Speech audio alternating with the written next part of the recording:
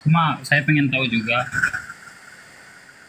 Islam kok ada ajarannya kayak gini ya? Saya masih kurang paham ya. Di sini ada Ya, di Al-Muqaddimah, tunjukkanlah di kami mana? jalan yang lurus. Itu artinya gimana ya? Oke.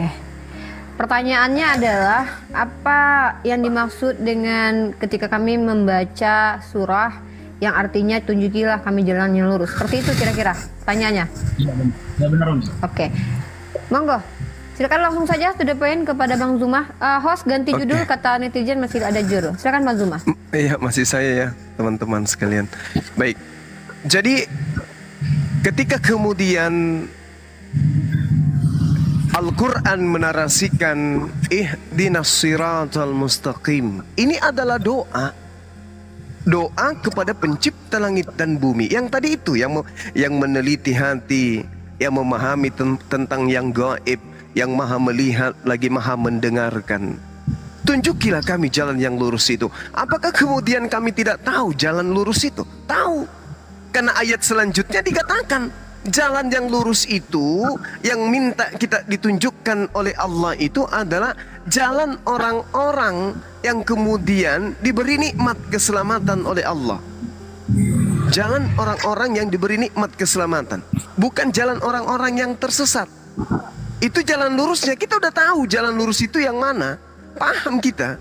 Jalan lurus yang dimaksud dalam Al-Quran itu yang mana, kita sudah paham. Tapi karena ini doa, maka setiap kita ibadah, doa itu senantiasa kita lontarkan. Sama seperti doa Bapak kami. Tiap hari minta makan. Berilah kami makan pada hari ini. Apakah tidak ada makan? Di rumah Anda tidak ada makan. Kok minta makanan terus? Sama. Makanya dikatakan siratal ladzina an'amta alaihim. Yaitu jalan lurus itu malah dijelaskan jalan lurus itu.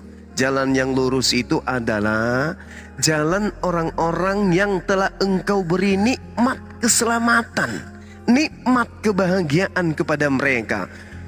Ghairil maghdubi alaihim waladdallin. Bukan jalan mereka yang dimurkai dan bukan pula jalan mereka yang susah. Oke, Kenapa Bang, saya demikian? paham. Oke, saya silakan. paham, Bang. Oh. Oke. Berarti kalau meminta di situ, ininya mah berarti masih sesat dong, Bang. Bukan sesat.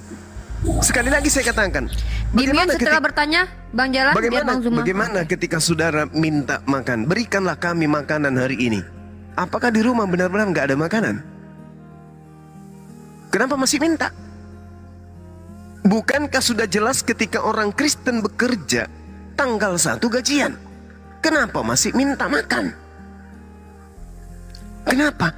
Karena bisa jadi perusahaan kita bangkrut. Bisa jadi usaha kita bangkrut.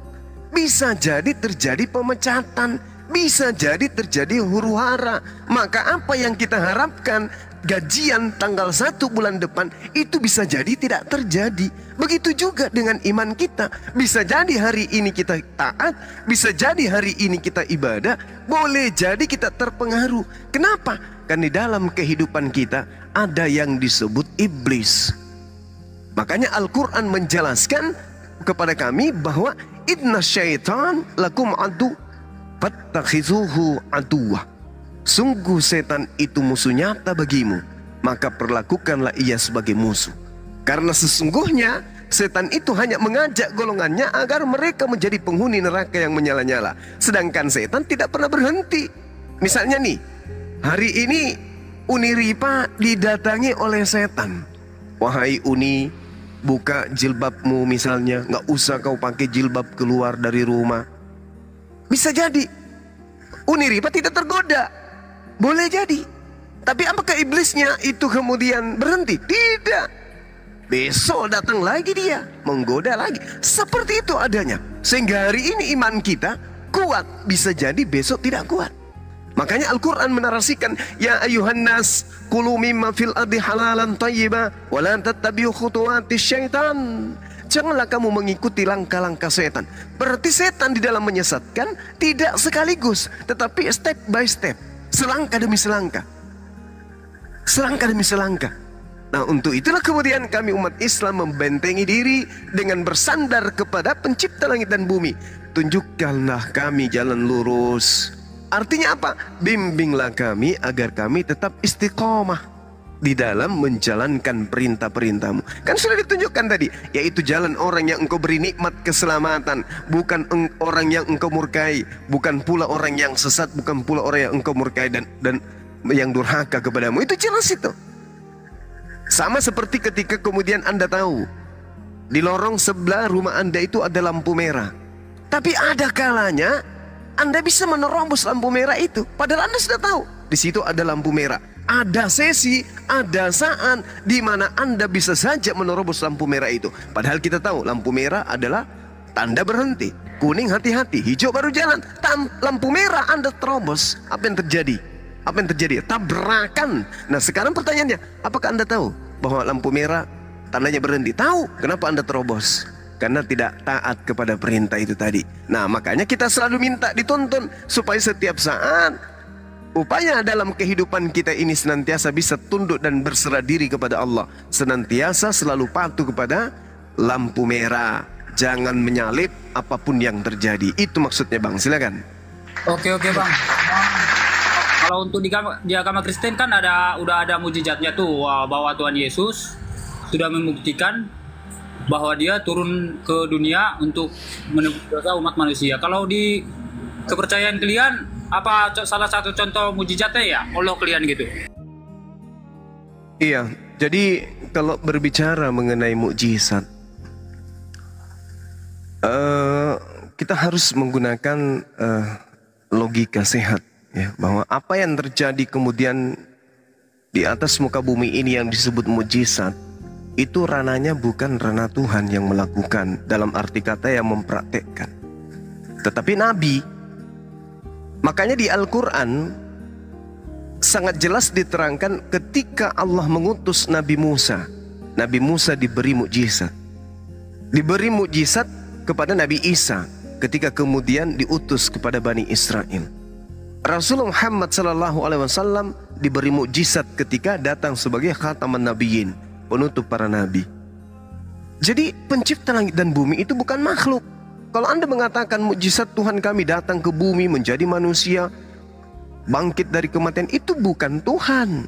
Itu utusan Tuhan yang diberi kemudian mukjizat agar mereka dipercaya bahwa benar-benar mereka itu adalah wakil Tuhan, bukan Tuhan itu sendiri. Nah ketika Anda berbicara mana mukjizat dari Tuhan, semua rangkaian yang dilakoni, baik itu Abraham alaihissalam, Nabi Musa alaihissalam, Yesus dalam hal ini Isa alaihissalam, itu semua mukjizat yang ditunjukkan oleh Tuhan pencipta langit dan bumi yang kami sebut sebagai Allah Subhanahu wa taala. Itu jelas. Lalu kemudian ketika Anda berbicara apa yang sangat luar biasa, nah Anda melihat bagaimana kemudian terjadinya siang dan malam, itu mukjizat dari Tuhan kami. Itu keadaan yang dicipta oleh Tuhan kami yang tidak bisa diadakan oleh makhluk. Adanya oksigen yang tidak pernah habis, ya, terjadinya kemudian hujan, terjadinya tumbuh-tumbuhan, hewan, mati anaknya, lahir anaknya kembali, buah-buahan sudah dipetik, berbuah lagi kembali, nggak ada habis-habisnya. Itu mukjizat, kejadian luar biasa yang manusia tidak bisa lakukan. Nah, jadi kalau mau berbicara mengenai mukjizat sampai percaya kepada adanya Tuhan, kami menang dalam hal ini. Kenapa? Setiap yang terjadi di alam semesta ini, kami sandarkan bahwa ini adalah perbuatan yang seizin dari pencipta langit dan bumi, yang kami sebut hakikat maha suci lagi maha tinggi. Demikian. Maaf, kalau untuk alam semesta kan itu kan udah ada di abad pertama. Kalian kan ada di abad ke-7. Gimana ininya? Gak nyambung. Botol semua, gimana sih? Maksudnya gimana Bang? Ya kalau umat muslim kan adanya kan di abad ke-7. Kalau Kristen kan di abad pertama, berarti alam semesta bumi udah tercipta. Gimana dong? Tuhan itu tidak ada awalnya, Tuhan itu tidak ada akhirnya. Kalau itu yang Anda jadikan sandaran, berarti lebih dulu Yahudi daripada Kristen. Gimana dong? Berarti agama Anda salah dong, kan Anda lebih Yahudi, lebih duluan. Gimana dong? Duluan mana agama Yahudi daripada agama Kristen? Kan lebih duluan Yahudi. Masalahnya yang Anda harus pahami di sini adalah Tuhan kami itu maha menyaksikan. Tuhan kami maha melihat. Oh, dari Tuhan situ udah asumsi botol lu bang, nggak ada ininya. Masa lu ayat ke-7 menciptakan bumi? Bahasanya Maksudnya- nggak perlu botol-botol gitu. Maksudnya gimana? Maksudnya gimana? Coba Anda tunjukkan begini. Ya dari secara Sa- logika bang. Oke, Dia kan, baik. lu bilang diciptain Baik, abad oke. pertama aja, di abad pertama aja bumi udah ada. Masa lu bilang tadi Oke. di abad ke-7 diciptain lagi sama Allah? Nggak nyambung. Oke, baik. Baik. Jadi kalau Tuhan yang datang kepada Nabi Musa mengatakan akulah pencipta langit dan bumi. Terus kemudian Tuhan yang datang kepada Nabi Musa menyatakan diri kembali kepada baginda Rasulullah Muhammad SAW bahwa akulah pencipta langit dan bumi. Menurut saudara, di situ ada berapa Tuhan?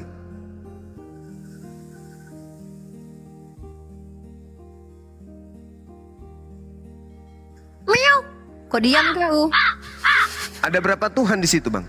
Tuhan yang sama datang menyatakan diri kepada Nabi Musa, juga datang kepada baginda Rasulullah Muhammad SAW. Di situ ada berapa Tuhan? Tuhannya Yahudi laisa kamislihi syai'. Tuhannya umat Islam laisa kamislihi syai'. Sama-sama tidak serupa dengan makhluk. Tuhannya Kristen serupa dengan Akhi Sugi. Jadi saya lanjutin yang tadi ya. Siapa? Mbak Rifa sama Bang Juma. Bang Juma, Iya, tolong jelaskan kepada saya iya. tolak ukur dan parameter kebenaran Baik, letakkan di akal iya. untuk memisahkan kudus dan noda, suci dan Baik. berdosa, tentang Baik. layak dan pantas, dan kenapa pula kita harus percaya, dan apa landasan dasar kenapa kita harus percaya akan kebenaran itu sendiri. Oke, baik. Udah? Udah. Udah, Bang? Oke, baik. Di Islam itu, Bung, sangat teliti di dalam mendengarkan sebuah kabar.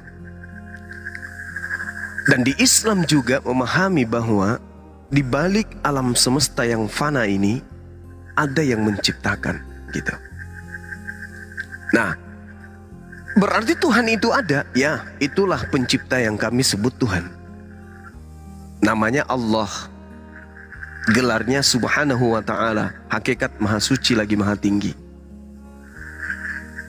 Tuhan pencipta langit dan bumi itu tak terlihat. Kita tidak melihat, tapi ada. Menciptakan, pada saat proses penciptaan kita tidak ada. Pada saat beliau mengutus Abraham kita tidak ada. Pada saat kemudian dia menciptakan Adam kita tidak ada. Pada saat dia menciptakan Musa, Daud, Salomo, Yesus kita nggak ada. Bahkan pada saat dia menciptakan baginda Rasulullah Muhammad SAW, kita pun tidak ada. Lalu bagaimana menolak? Bagaimana mengukur apa yang dijadikan sebagai tolak ukur kebenaran itu? Kristen punya buku sakti. Islam juga punya buku sakti. Maka satu-satunya takaran untuk mengetahui kebenaran itu adalah buku ini. Kristen mengakui bukunya berasal dari firman. Firman itu adalah firman pencipta langit dan bumi. Islam juga demikian. Islam memiliki iman bahwa kitab suci Al-Quran itu berasal dari pencipta langit dan bumi. Kristen memahami pencipta langit dan bumi itu adalah maha kuasa, maha sempurna, maha mengetahui.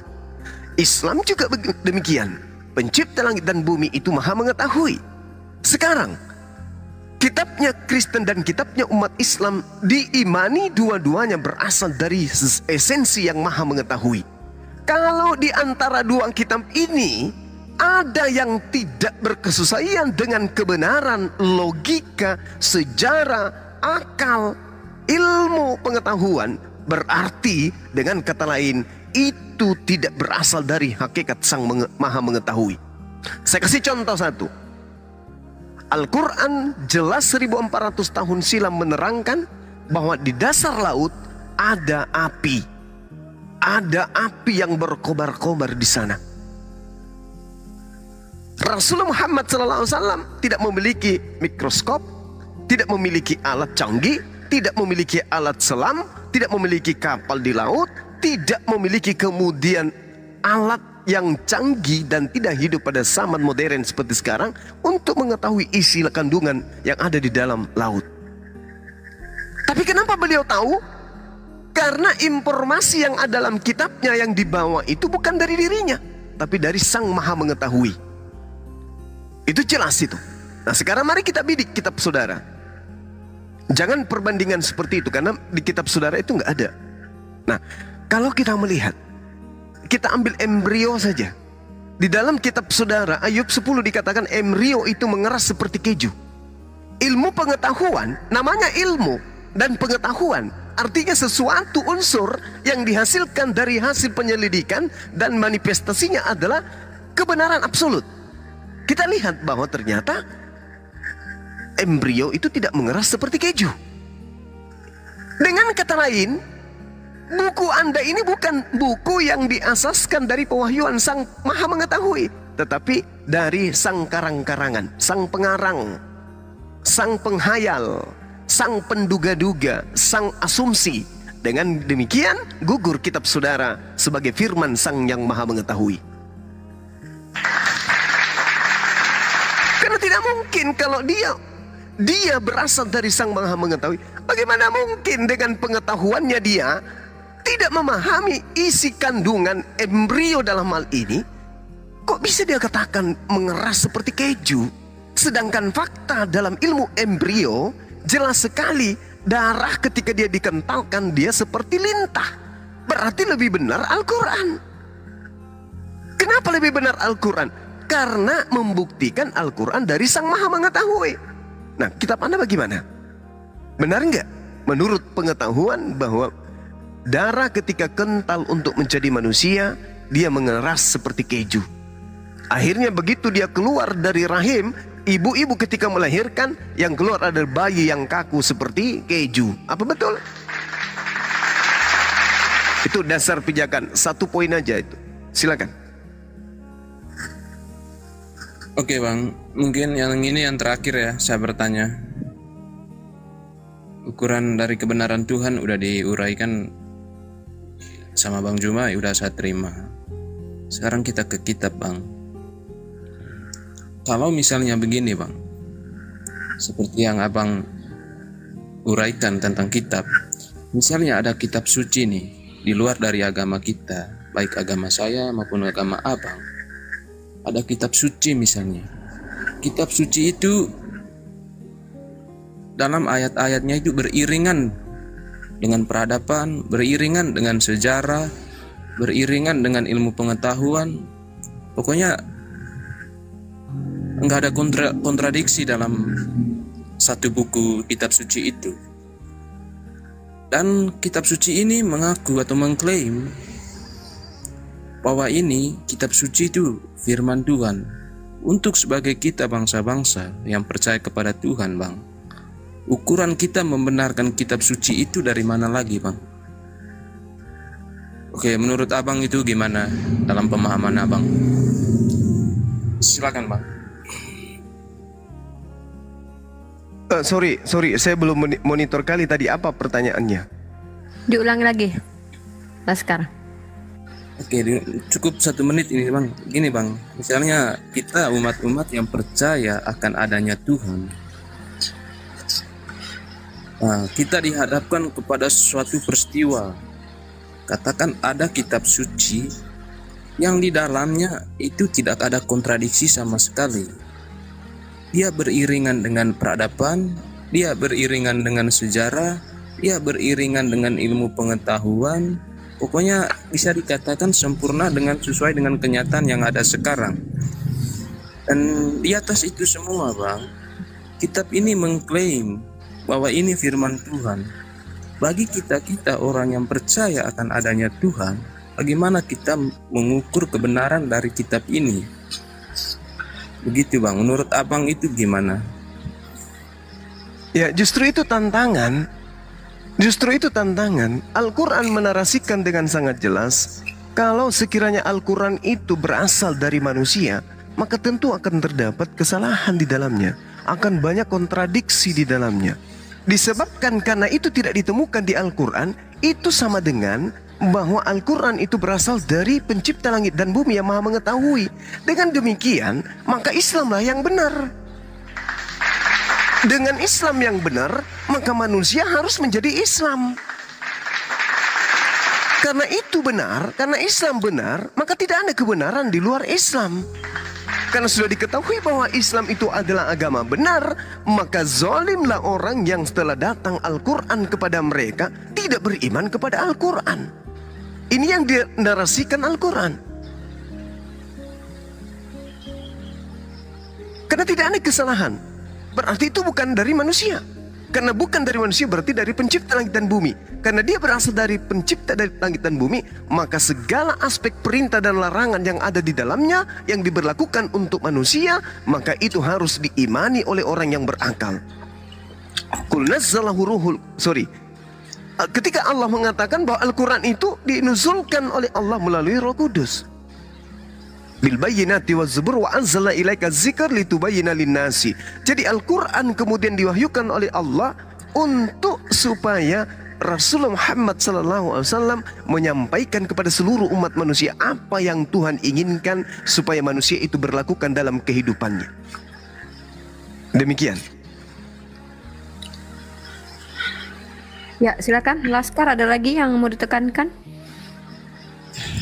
Kira-kira cukup ya Kak.